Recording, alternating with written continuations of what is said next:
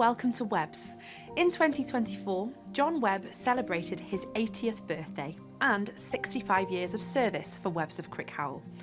Webb's, like any business, has been through amazing times, tough times and times that still have their presence felt today.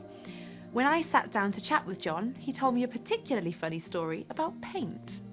After the war, things were difficult to get, and somebody from one of the paint companies turned up at the shop to try and sell us paint, and my father was on the paraffin round in Llangynida, and my uncle said, "Oh, I can't give you an order, you'll have to go and ask Herbie," which was my father's name. So this rep turns up in Llangynida, finds my father, and my father was always busy, never stopped, and he said he was going to sell some paint. Would he like to buy some paint? He said, "Yeah, sell us half a dozen tins of every colour and that'll do us." And 2 weeks later, an 8-ton Albion lorry turned up with 8 tons of paint on. Which 8 tons of paint, which they unloaded outside the shop, which my uncle carried down the cellar. When my father came home, he went absolutely nuts because this guy had pushed all this stuff on us, and we didn't have the money to pay. We didn't have the money to pay, so we didn't have a phone in those days.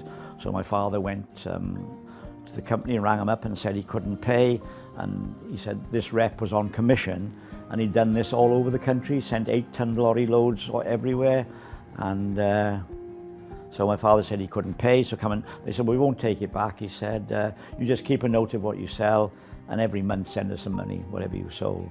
And that was in 1950, and in 1970 we're still selling the paint. A lot of the labels had come off, and I used to put a bucket outside the shop on a Saturday morning, tin of paint for £0.50. The only problem is you didn't know what colour it was. It was potluck. Don't tell me you still got pots of paint now. We have, actually. You have? There's a couple left now, but the tin's a bit rusty now.